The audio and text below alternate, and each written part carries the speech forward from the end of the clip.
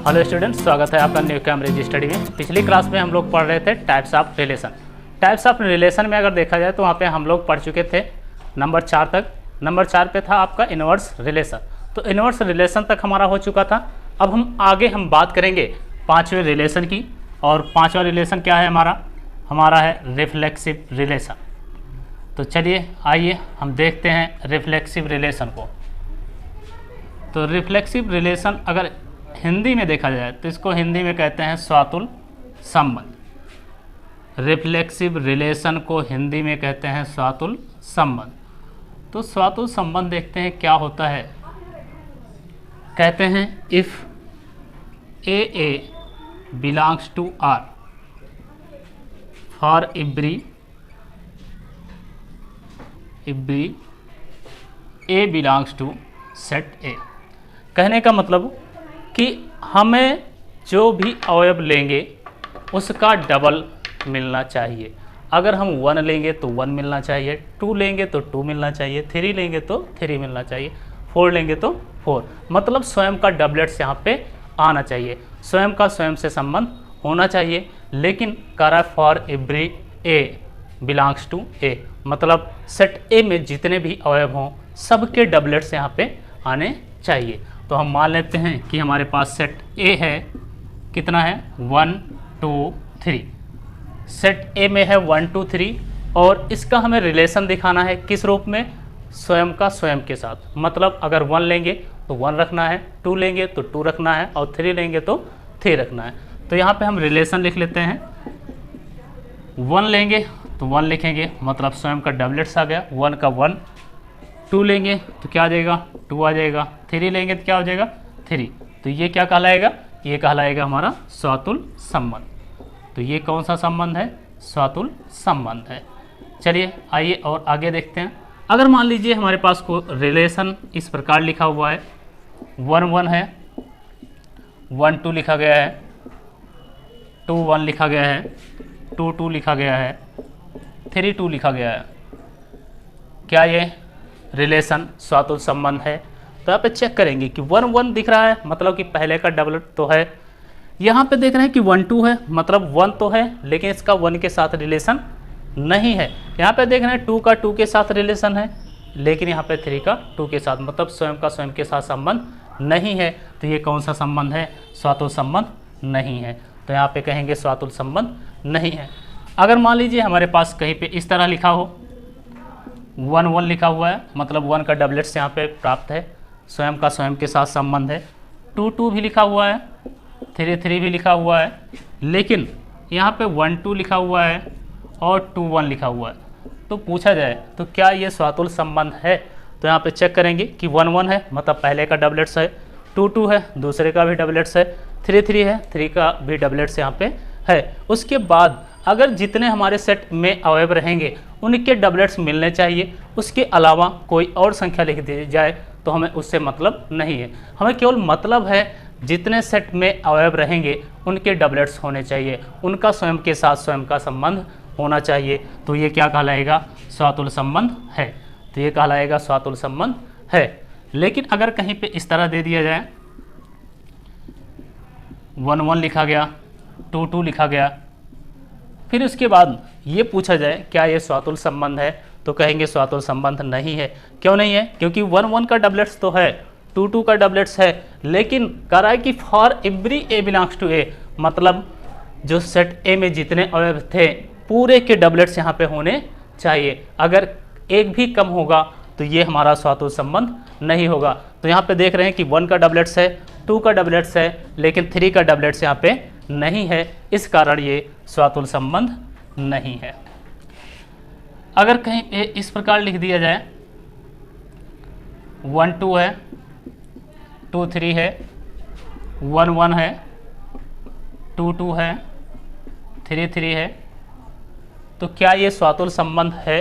तो पहले हम यहाँ पे चेक क्या करेंगे, डबलेट्स चेक करेंगे कि स्वयं का स्वयं के साथ संबंध है कि नहीं। सेट ए में जितने अवयव हैं सबके डबलेट्स यहाँ पे है कि नहीं है, मौजूद हैं कि नहीं।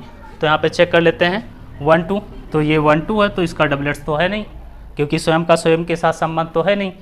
तो इसको नहीं चेक करेंगे, आगे चेक करते हैं। 1 का 1 के साथ डबलेट्स है, ये सही है।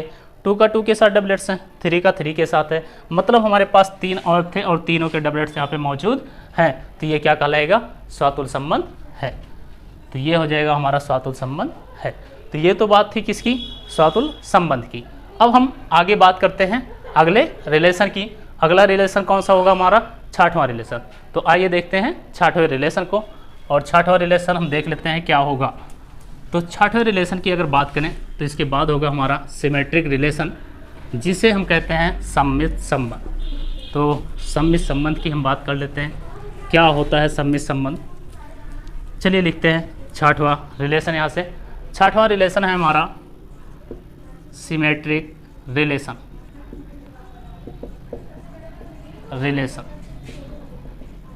इसे हिंदी में कहते हैं सममित संबंध।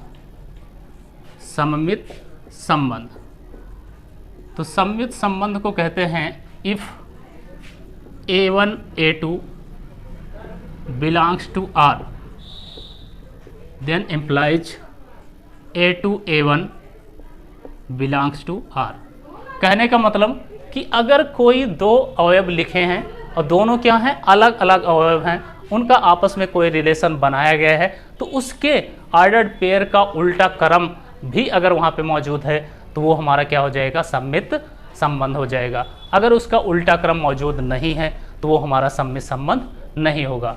जैसे कि हमें दिया गया है एक रिलेशन है, 1 2 लिखा गया है, 2 1 लिखा गया है, यहाँ पे 2 3 है, 3 2 है, 1 1 है, 2 2 है।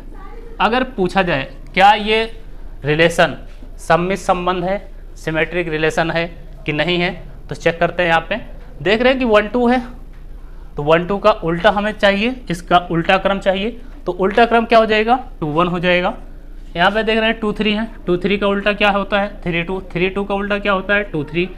1 1 है, तो 1 1 का उल्टा अगर देखा जाए तो क्या हो जाएगा, 1 1 हो जाएगा। तो कहोगे एक 1 1 और होना चाहिए। तो बच्चों आप लोग जानते हो कि सेट्स में कोई भी दो चीज़ें सेम प्रकार की नहीं लिखी जाती। मतलब 1 को अगर लिखना है तो हम 2 बार नहीं लिखेंगे, बल्कि उसको क्या करेंगे, एक ही बार लिखेंगे, चाहे वो जितनी बार हो। तो यहाँ पे 1 1 का उल्टा क्रम भी क्या होगा, 1 1 होगा। तो इसी को हम उल्टा क्रम भी मान लेते हैं और संख्या भी मान लेते हैं। यहाँ पे इस प्रकार 2 2 देखा जाए तो इसका भी उल्टा क्रम क्या होगा, 2 2 होगा, और वो यहाँ पे मौजूद है। तो ये क्या हो जाएगा, हमारा सममित संबंध है। अब अगले रिलेशन की बात कर लेते हैं। मान लेते हैं हमारे पास इस तरह दिया गया है, 1 1 है, 2 2 है, 2 3 है, 3 2 है, 1 3 है। पूछा जाए क्या ये रिलेशन सममित संबंध है, तो यहाँ पे देख रहे हैं कि 1 1 है, मतलब 1 1 का उल्टा अगर किया जाए, उल्टा क्रम देखा जाए तो 1 1 हो जाएगा। 2 2 है, 2 2 का उल्टा क्रम स्वयं हो जाएगा। यहाँ पे 2 3 है, 2 3 का उल्टा क्रम देखा जाएगा तो क्या हो जाएगा, 3 2 हो जाएगा। लेकिन यहाँ पे 1 3 है, 1 3 का उल्टा क्रम यहाँ पे मौजूद नहीं है, इस कारण ये क्या हो जाएगा, सममित संबंध नहीं है। अब हम आगे बात कर लेते हैं। अगर हमें आगे इस तरह दिया गया है, 1 1 दिया गया है, 1 3 दिया गया है, 3 1 दे दिया गया है, 2 3 दिया गया है, 3 2 दिया गया है, और 1 2 है, 2 1 है। तो पूछा जाए क्या ये सिमेट्रिक रिलेशन है, तो चेक करते हैं। यहाँ पे 1 1 है, इसका उल्टा क्रम भी इसमें मौजूद है। मतलब जो संख्या होनी चाहिए, जो ऑर्डर्ड पेयर होना चाहिए, उसका उल्टा क्रम का भी ऑर्डर्ड पेयर यहाँ पे मौजूद होना चाहिए। अगर ऐसा होता है तो हम कहेंगे सममित संबंध है। तो यहाँ पे चेक करते हैं, 1 1 1 1 का उल्टा क्रम क्या होगा, 1 1 ही होगा। 1 3 है, 1 3 का उल्टा क्रम क्या हो जाएगा, 3 1 हो जाएगा। 2 3 है, 2 3 का उल्टा क्रम क्या हो जाएगा, 3 2 हो जाएगा। 1 2 है, 1 2 का उल्टा क्रम क्या हो जाएगा, 2 1 हो जाएगा। तो इस प्रकार ये क्या है, इस प्रकार हम कहेंगे ये क्या है, सममित संबंध है। ठीक है, तो बच्चों ये था क्या, सममित संबंध। उम्मीद करते हैं आपको सममित संबंध समझ में आया होगा। यहीं पे एक पॉइंट और समझ लेते हैं कि अगर हमें कोई रिलेशन दिया गया है, कोई रिलेशन इस प्रकार दिया गया है, 1 1 है, 1 2 है, 2 1 है, 2 2 है, 3 3 है, ये रिलेशन है। और इस रिलेशन को हम देख रहे हैं कि कौन सा रिलेशन है, सममित रिलेशन है। ठीक है, सममित क्यों है, क्योंकि 1 1 का उल्टा क्रम 1 1 हो जाएगा, 1 2 का उल्टा क्रम 2 1 हो जाएगा, 2 का उल्टा क्रम स्वयं होगा, 3 का उल्टा क्रम भी स्वयं होगा। तो ये कौन सा है? सममित संबंध है। अगर कहीं पे R इनवर्स और R दोनों क्या हो जाए? इक्वल हो जाए। अगर ऐसी कंडीशन भी कहीं पे आ जाती है तब भी हम कह लेते हैं कि वो क्या है? सममित संबंध है। चलिए हम एक रिलेशन इस प्रकार का लिख के आपको दिखाते हैं। तो चलिए आइए लिखते हैं एक रिलेशन। मान लेते हैं हमारे पास ये रिलेशन लिखा गया है। चेक करते हैं हम, ये जितने रिलेशन लिखे गए हैं सब पे हम चेक करते हैं। ये हमारा R लिखा हुआ है, ठीक है। इसका अगर इन्वर्स निकाला जाए तो इन्वर्स का मतलब होता है सेम उसका उल्टा। तो इसका उल्टा लिखें तो यहाँ पे 2 1 हो जाएगा, यहाँ पे उल्टा 1 2 हो जाएगा, यहाँ पे उल्टा किया जाए इसका 3 2 हो जाएगा, इसका उल्टा 2 3 हो जाएगा, 1 1 1 1 हो जाएगा, 2 2 क्या होगा? 2 2 ही रह जाएगा। तो हम देख सकते हैं यहाँ पे कि जो R1 R इनवर्स है अगर ये R के इक्वल हो जाएगा तब भी हम क्या कहेंगे? सममित संबंध है। कहीं पे ऐसा रिलेशन हो जाए कि R इनवर्स R के बराबर हो जाए तब भी हम क्या कहेंगे? सममित संबंध है, ठीक है। या फिर अगर कहीं आपको इस तरह दिया गया है 1 2 दिया गया है, 2 3 दिया गया है, 1 3 दिया गया है, 1 1 दिया गया है, 2 1 दिया गया है, 3 2 दिया गया है और यहाँ पे 1 2 तो हो ही चुका है, यहाँ पे 3 3 रख लेते हैं। ये दिया गया है कोई रिलेशन है। तो अगर इस रिलेशन को देखा जाए तो ये रिलेशन कौन सा है? 1 2 है। तो 1 2 का उल्टा क्या होना चाहिए? 2 1 होना चाहिए। तो 1 2 का उल्टा देखते हैं, चेक करते हैं कहीं है। हाँ है, 1 2 का उल्टा क्या हो गया? 2 1 हो गया। अब हम 2 3 का उल्टा देखेंगे। 2 3 का उल्टा क्रम देखा जाए तो कितना होता है? 3 2 होता है। तो 3 2 भी यहाँ पे मौजूद है। 1 3 का उल्टा अगर देखा जाए तो 1 3 का उल्टा क्या होता है? 3 1 होता है। यहाँ पे कहीं पे है 3 1 नहीं है। तो इसका मतलब ये क्या होगा? हमारा सिमेट्रिक रिलेशन नहीं है। तो इसका अगर हम R इनवर्स निकालें सिमेट्रिक रिलेशन का, तो अगर हम इसका उल्टा क्रम निकालेंगे तो ये हो जाएगा 2 1, ये क्या हो जाएगा? 3 2 हो जाएगा, ये 3 1 आ जाएगा और ये 1 1 आएगा और ये क्या हो जाएगा? 1 2 हो जाएगा और ये क्या हो जाएगा? 2 3 आ जाएगा और ये 3 3। यहाँ से अगर चेक किया जाए तो क्या दोनों सेम हैं, बराबर हैं? चेक करते हैं बराबर हैं कि नहीं है। बराबर चेक करने के लिए 2 1 है, 2 1 यहाँ पे है, 2 1 यहाँ पे भी है, ठीक है। तो हमें इसको काटना नहीं है, हम खाली चेक कर रहे हैं, देख रहे हैं कि हाँ ये पूरे अवयव इसमें मिल रहे हैं कि नहीं मिल रहे हैं। अगर दोनों इक्वल होंगे तो हम कह सकते हैं सममित संबंध है, अगर इक्वल नहीं होंगे तो सममित संबंध नहीं है। तो यहाँ पे देखते हैं 3 2 यहाँ पे है और कहीं पे है? यहाँ पे है। इसमें 3 1 देखें, यहाँ पे 3 1 है, इसमें कहीं पे नहीं है। तो यहाँ पे 3 1 नहीं मिल रहा है, 1 1 मिल रहा है, 1 2 भी मिल रहा है, 2 3 अगर देखा जाए तो कहीं पे है, हाँ 2 3 भी मिल रहा है, 3 3 भी मिल रहा है। लेकिन देख रहे हैं यहाँ पे कि 1 3 और 3 1 ये दोनों इक्वल नहीं हैं, जिसके कारण हम यहाँ कह सकते हैं कि जो R इनवर्स है वो R के इक्वल नहीं है। और जब इक्वल नहीं है तो क्या कहेंगे? सममित संबंध नहीं है, सममित संबंध नहीं है। तो इस प्रकार हम कह सकते हैं कि जो R इनवर्स होना चाहिए वो हमेशा क्या होना चाहिए? R के इक्वल होना चाहिए। अगर R के इक्वल है तो हम कहेंगे सममित संबंध है, अगर R के इक्वल नहीं है तो सममित संबंध नहीं है। इसी प्रकार अगर हम पहले में भी चेक करें तो देख लीजिए 2 1 था, यहाँ पे भी 2 1 था, 1 2 था, 1 2 था, 3 2 था, 3 2 यहाँ पे भी था, 2 3 था, 2 3 था, 1 1 था, 1 1 था, 2 2 था, 2 2 था। तो इस प्रकार देख रहे हैं कि जो R इनवर्स है वो R के इक्वल था, इस कारण पहले वाले में क्या था? सममित संबंध था। लेकिन दूसरे वाले में दोनों इक्वल नहीं था, इस कारण ये सममित संबंध नहीं था। तो बच्चों ये था हमारा कौन सा? सममित संबंध। अब हम बात करेंगे अगले रिलेशन की, नंबर 7, ठीक है। तो चलिए आइए बात करते हैं अगले रिलेशन की। तो अगले रिलेशन पे अगर चले तो अगला रिलेशन हमारे पास है 7वां, जिसे कहते हैं ट्रांसिटिव रिलेशन, संक्रामक संबंध। तो इस समय आप लोगों ने सुना होगा संक्रामक रोग के बारे में। संक्रामक रोग कोरोना के बारे में आप लोगों ने सुना होगा कि एक से दूसरे में क्या होता है? फैलता है। अगर दूसरे में फैल जाएगा तो वो तीसरे में भी फैल जाएगा। तो सेम उसी प्रकार इसका भी नियम है हमारे पास, ट्रांसिटिव रूल भी है उसी प्रकार। यहाँ पे 7वां ट्रांसिटिव रूल, ट्रांसिटिव रिलेशन, इसे कहते हैं संक्रामक संबंध। देखिए क्या होता है संक्रामक संबंध।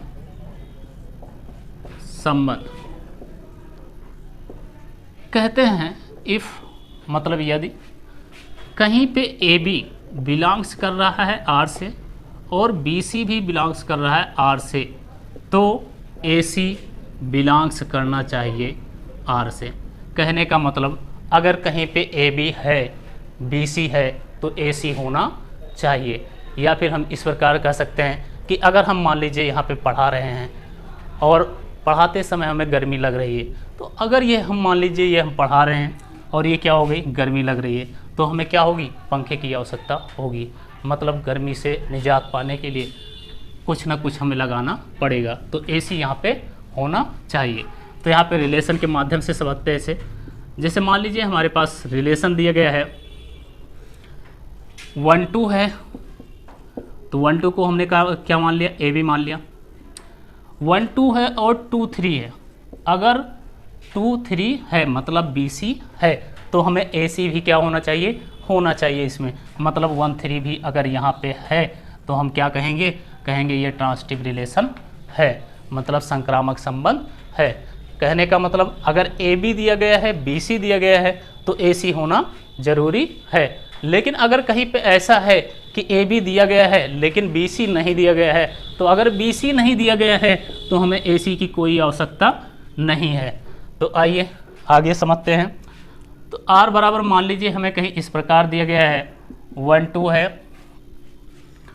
2-3 है, 1-1 है, 2-2 है और 1-3 है।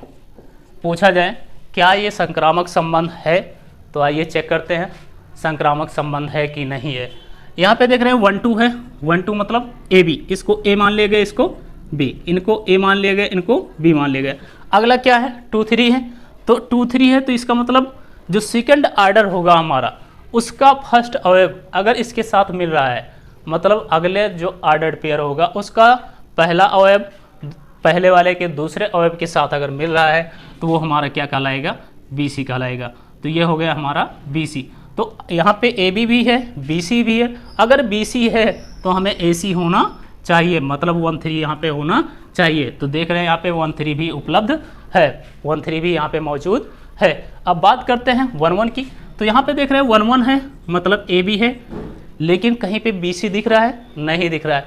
तो हमने कहा था कि जब ए बी है और बी सी ना हो तो हम ए सी की बात नहीं करेंगे, केवल इसी इतने को रहने देंगे और वो संबंध क्या हो जाएगा ट्रांसिटिव हो जाएगा। तो हम ए बी है तो बी सी की बात हम नहीं करेंगे।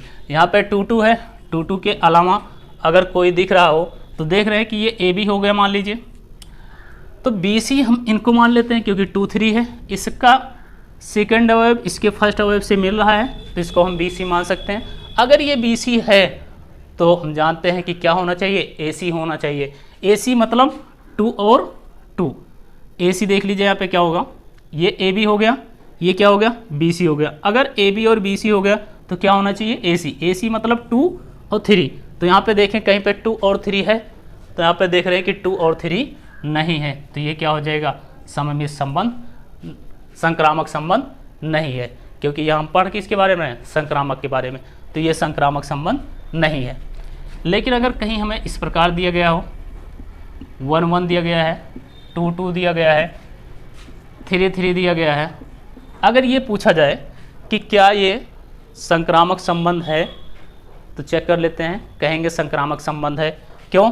क्योंकि 1-1 दिया गया है मतलब ए बी आपको दिया गया है लेकिन बी सी नहीं दिया गया, और जब बी सी नहीं दिया गया तो हम ए सी की बात नहीं कर सकते हैं। इसी प्रकार अगर 2-2 देखा जाए तो यहाँ पे ए बी दिया गया है लेकिन यहाँ पे भी बी सी नहीं दिया गया, तो हम ए सी की बात नहीं कर सकते हैं।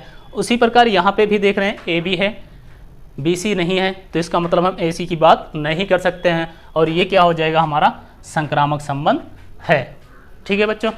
या फिर कहीं पे इस तरह लिखा हुआ है 1-2 लिखा हुआ है, 2-1 लिखा हुआ है, 1-1 लिखा हुआ है, 2-2 लिखा हुआ है, 2-3 लिखा हुआ है, फिर उसके बाद यहाँ पे 3-3 लिखा हुआ है। पूछा जाए क्या ये संक्रामक संबंध है, तो आइए चेक करते हैं संक्रामक है कि नहीं। तो यहाँ पे देखा जाए तो ए बी है, मतलब 1 2, इसको हमने ए मान लिया, इसको क्या मान लिया बी, तो इसका मतलब ए बी है। फिर उसके बाद 2 1 देख रहे हैं, तो इसका मतलब बी सी भी यहाँ पे है। अगर ए बी है और बी सी है, मतलब 1 2 है 2 1 है, मतलब पहले का सेकंड अवयव अगर अगले के फर्स्ट अवयव से मिल रहा है तो हम उसको क्या कहते हैं, दूसरे वाले को बी सी कहते हैं, पहले वाले को ए सी कहते हैं। तो यहाँ पे देख रहे हैं ए बी भी मिल रहा है, बी सी भी मिल रहा है, तो क्या मिलना चाहिए, ए सी मिलना चाहिए, मतलब 1 1 यहाँ पे मिलना चाहिए। तो देख रहे हैं कि 1 1 भी यहाँ पे मिल रहा है, मतलब यहाँ से हम इतने को बता सकते हैं कि ये इतना क्या है, ट्रांसिटिव है। अब हम आगे चेक करते हैं। आगे देख रहे हैं 2 2 है, मतलब ए बी यहाँ पे है। अब हम बी सी की बात करें तो यहाँ पे देख रहे हैं कि बी सी हमारे पास है, तो ए बी और बी सी है, तो इसका मतलब क्या होना चाहिए, ए सी भी होना चाहिए, मतलब 2 3 कहीं पे होना चाहिए। तो यहाँ पे देख रहे हैं कहीं पे 2 3 नहीं लिखा हुआ है, और जब 2 3 नहीं लिखा हुआ है तो ये क्या हो जाएगा, संक्रामक संबंध नहीं है। ठीक है, अगर कहीं पे इस तरह कह दिया जाए 1 1 है 2 2 है, तो क्या ये संक्रामक संबंध है, तो कहेंगे हाँ संक्रामक संबंध है। क्यों, क्योंकि यहाँ 1 1 दिया गया है, मतलब ए बी दिया गया है, लेकिन बी सी की कहीं बात नहीं की गई है, और जब बी सी की बात नहीं की जाएगी तो हम ए सी की बात नहीं करेंगे। उसी प्रकार 2 2 को भी देखा जाए तो ए बी दिया गया है, बी सी नहीं दिया गया, तो हम ए सी की बात ही नहीं कर सकते, और इस प्रकार ये क्या हो जाएगा, हमारा संक्रामक संबंध है। तो ये तो बात किसकी थी, संक्रामक संबंध की। तो आइए इसमें हम पहले क्या करते हैं, तीनों रिलेशनों को देख लेते हैं, क्योंकि हम यहाँ संक्रामक संबंध के बारे में समझ चुके हैं। तो इसके पहले हम लोगों ने पढ़ा था सम्मिश्र संबंध और स्वातुल संबंध, तो इसी में चेक कर लेते हैं क्या कोई संक्रामक संबंध वाला भी सम्मिश्र संबंध या फिर स्वातुल संबंध हो सकता है। तो चेक करते हैं। यहाँ पे पहले हम चेक करेंगे स्वातुल संबंध को, फिर उसके बाद क्या चेक करेंगे, उसके बाद हम चेक कर लेंगे संक्रामक संबंध को। संक्रामक संबंध, तो यहाँ पे चेक करते हैं। स्वातुल संबंध में हम लोगों ने पढ़ा था कि स्वयं का क्या होना चाहिए, डबलेट्स होना चाहिए, मतलब स्वयं का स्वयं के साथ संबंध होना चाहिए। लेकिन सेट ए में जितने अवयव हों सबके हमें डबलेट्स मिलने चाहिए। तो सेट ए हमने क्या माना था, सेट ए हमने माना था 1 2 3, इतना माना गया था।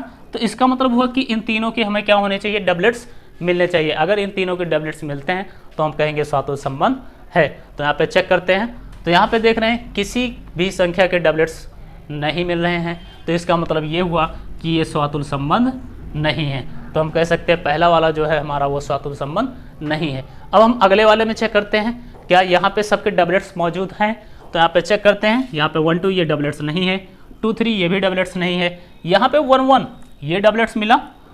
दूसरा देख रहे हैं 2 2 ये भी डबलेट्स है, लेकिन 1 3 वाला भी डबलेट्स नहीं है।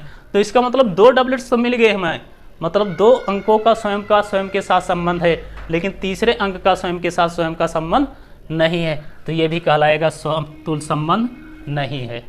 ठीक है, अब हम अगले वाले को चेक करते हैं। अगले वाले में अगर चेक करें तो देख रहे हैं पहली संख्या के डबलेट्स प्राप्त हो रहे हैं, मतलब 1 का 1 के साथ संबंध है। दूसरी संख्या के भी डबलेट्स प्राप्त हो रहे हैं, मतलब 2 का 2 के साथ संबंध है। तीसरे का भी देख रहे हैं हम 3 का 3 के साथ संबंध है, मतलब इसका भी डबलेट्स यहाँ पे प्राप्त हो रहा है। तो हमारे पास केवल 3 अवयव थे और तीनों के हमें डबलेट्स यहाँ पे प्राप्त हो गए। तो ये क्या हो जाएगा, स्वातुल संबंध है। तो ये हो जाएगा हमारा स्वातुल संबंध है। अब अगले को चेक कर लेते हैं। अगर अगले को चेक करें तो यहाँ पे देखा जाए कि सबके डबलेट्स हैं कि नहीं। अगर सबके डबलेट्स हों, उसके अलावा कोई भी संख्या लिखी हो, तो हमें उससे मतलब नहीं होता है। हमें मतलब होता है केवल संख्याओं के डबलेट्स की। जितने सेट ए में अवयव रहेंगे सबके डबलेट्स यहाँ पे मौजूद होने चाहिए। तो यहाँ पे देखें तो 1 का डबलेट्स देखें यहाँ पे मिल रहा है, 2 का भी डबलेट्स यहाँ पे मिल रहा है, और 3 का भी डबलेट्स यहाँ पे मिल रहा है। उसके बाद कोई भी संख्या लिखी हो, हमें उससे मतलब नहीं होता है। तो ये कौन सा संबंध है, कहेंगे स्वातुल संबंध है। तो ये स्वातुल संबंध है। अगर यहाँ पे देखा जाए अगले को, तो यहाँ पे देख रहे हैं पहली संख्या के डबलेट्स मौजूद हैं, मतलब स्वयं का स्वयं के साथ संबंध है। दूसरी संख्या के भी देख रहे हैं कि डबलेट्स मौजूद हैं, मतलब स्वयं का स्वयं के साथ संबंध है। लेकिन देख रहे हैं केवल 2 ही अवयव है, तीसरे के डबलेट्स यहाँ पे नहीं मिल रहे हैं। तो इसका मतलब ये क्या होगा, स्वातुल संबंध नहीं है। क्योंकि जब तक तीनों संख्याओं के डबलेट्स मौजूद नहीं होंगे तब तक हम उसको स्वातुल संबंध नहीं कहते हैं। तब तक हम क्या कहते हैं इसको, तब तक हम इसको आइडेंटिटी कहते हैं। अगर तीनों अवयवों के डबलेट्स मौजूद रहेंगे तब हम कहेंगे स्वातुल संबंध। अगर केवल 2 ही के मौजूद रहते हैं तो उसको क्या कहते हैं, आइडेंटिटी रिलेशन कहते हैं। आइए अब हम चेक कर लेते हैं कौन सा, संक्रामक चेक कर चुके हैं, स्वातुल चेक कर चुके, अब हम चेक कर लेते हैं कौन सा, सममित संबंध। हम चेक करते हैं सममित संबंध मतलब सिमेट्रिक रिलेशन। तो आइए हम सिमेट्रिक रिलेशन चेक करते हैं। सिमेट्रिक रिलेशन के लिए हम लोगों ने पढ़ा था कि जो भी ऑर्डर्ड पेयर मिलेगा उसका उल्टा भी ऑर्डर्ड पेयर मिलना चाहिए। अगर उसका उल्टा ऑर्डर्ड पेयर मिलता है तो हम कहते हैं सममित संबंध है। तो यहाँ पे चेक करते हैं कि उल्टा है कि नहीं। हम देख रहे हैं 1 2 है, 1 2 का उल्टा यहाँ कहीं पे है तो कहेंगे नहीं है, तो इसका मतलब ये सममित संबंध नहीं है। अगला चेक करें, यहाँ पे 1 2 दिया गया है तो 1 2 का उल्टा क्या होगा, 2 1 होगा। तो यहाँ पे कहीं 2 1 है तो देख रहे हैं कहीं पे 2 1 नहीं है, इस पूरे में कहीं 2 1 नहीं है, इस कारण ये सममित संबंध नहीं है। अगले में चेक किया जाए 1 1 है तो इसका उल्टा क्या होता है, 1 1 होता है, तो 1 1 का उल्टा यही माना जाएगा। 2 2 है तो 2 2 का उल्टा क्रम क्या होगा, 2 2 होगा, उसका भी उल्टा क्रम यही माना जाएगा। और 3 3 का उल्टा क्रम भी क्या हो जाएगा, यही माना जाएगा। तो ये क्या है, सममित संबंध है। तो इसको हम कह सकते हैं कि सममित संबंध है। अगले की बात करें तो अगला देख रहे हैं कि यहाँ पे 1 2 है, इसका उल्टा क्रम 2 1 है, मतलब 1 2 का उल्टा क्रम क्या हो गया, 2 1 हो गया। 1 1 का उल्टा क्रम 1 1 ही हो गया। 2 2 का उल्टा क्रम 2 2 हो गया। 2 3 का उल्टा क्रम देखते हैं, 2 3 का उल्टा क्रम क्या होता है, 3 2 होता है, लेकिन यहाँ पे कहीं पे मौजूद है, नहीं मौजूद है, तो इसका मतलब ये सममित संबंध नहीं है। अब हम अगले को चेक करते हैं। अगले को अगर चेक किया जाए यहाँ पे तो देख रहे हैं 1 1 है, इसका उल्टा क्रम क्या होगा, 1 1 होगा, तो यहाँ पे उल्टा क्रम मौजूद है। 2 2 है, इसका उल्टा क्रम क्या होगा, 2 2 होगा, यहाँ पे भी ये मौजूद है, तो इसको क्या कह सकते हैं, इसको कह सकते हैं सममित संबंध है। तो बच्चों यहाँ पे हम लोगों ने देखा कौन सा, संक्रामक संबंध देख लिया है, स्वातुल संबंध देख लिया है, सममित संबंध देख लिया है। अब हम बात करेंगे अगले रिलेशन की, जो कि हमारा क्या होगा, लास्ट वाला रिलेशन। तो आइए हम लास्ट रिलेशन की बात करें। लास्ट रिलेशन हमारा कौन सा होगा, हमारा लास्ट रिलेशन होगा 8वां, जिसे कहते हैं इक्विवेलेंस रिलेशन मतलब तुल्यता संबंध। और तुल्यता संबंध कब कहलाता है, तुल्यता संबंध होने के लिए हमें 3 नियम चाहिए। 3 नियम का मतलब जो हमने तीनों नियम अभी तक पढ़े हैं, इन तीनों नियमों को फॉलो करना चाहिए। अगर कोई रिलेशन इस प्रकार बना है कि तीनों नियमों को फॉलो कर रहा है तो हम कहेंगे इक्विवेलेंस रिलेशन है। तो चलिए हम लिख लेते हैं इक्विवेलेंस रिलेशन, तुल्यता संबंध। ये है हमारा 8वां रिलेशन, इक्विवेलेंस रिलेशन। इसे कहते हैं तुल्यता संबंध। तुल्यता संबंध होने के लिए 3 चीज़ें होनी आवश्यक होती है। पहला कि जो भी हमें संबंध दिया जाए वो क्या हो, स्वातुल संबंध हो। जो भी हमें संबंध दिया जाएगा अगर वो स्वातुल संबंध हो और साथ में क्या हो, सममित संबंध हो, सममित संबंध हो और साथ में संक्रामक संबंध हो। अगर तीनों संबंध किसी रिलेशन में मिलते हैं तो हम कहते हैं कि कौन सा संबंध है, तुल्यता संबंध है। ठीक है, तो तुल्यता संबंध के लिए हमारे पास क्या होने चाहिए, तीनों नियम मिलने चाहिए। पहला क्या मिलना चाहिए, स्वातुल संबंध मिलना चाहिए, दूसरा मिलना चाहिए हमें सममित संबंध, और तीसरा क्या मिलना चाहिए, संक्रामक संबंध। तो इसके लिए हम क्या करते हैं, एक उदाहरण ले लेते हैं। मान लेते हैं, हम एग्जाम्पल लेते हैं एक, कि हमारे पास कोई A1 A2 रिलेशन है और ये A1 A2 क्या है, A1 A2 जो है वो सर्वांग सम ट्रायंगल है। ठीक है, मतलब हम कोई एक ऐसा रिलेशन ले रहे हैं जहाँ पे 2 त्रिभुज दिए गए हैं। कौन से त्रिभुज दिए गए हैं, 2 त्रिभुज दिए गए हैं, लेकिन दोनों त्रिभुज क्या है, सर्वांग सम है। 2 त्रिभुज दिए गए हैं और दोनों त्रिभुज कैसे हैं, सर्वांग सम है। तो अगर दोनों त्रिभुज सर्वांग सम हैं तो इन दोनों त्रिभुजों के बीच हमें बताना है कि क्या तुल्यता संबंध है कि नहीं है। तो तुल्यता संबंध होने के लिए हमें क्या करना पड़ेगा, तीनों नियमों को चेक करना पड़ेगा। तो तीनों नियमों को चेक करना है तो सबसे पहले हम क्या चेक करेंगे, स्वातुल संबंध को। तो चलिए हम पहले चेक करते हैं स्वातुल संबंध। तो यहाँ से चेक कर लेते हैं स्वातुल संबंध। तो अगर हम स्वातुल संबंध यहाँ पे चेक करें तो हम देख रहे हैं कि एक त्रिभुज जो है वो दूसरे त्रिभुज के क्या है, सर्वांग सम।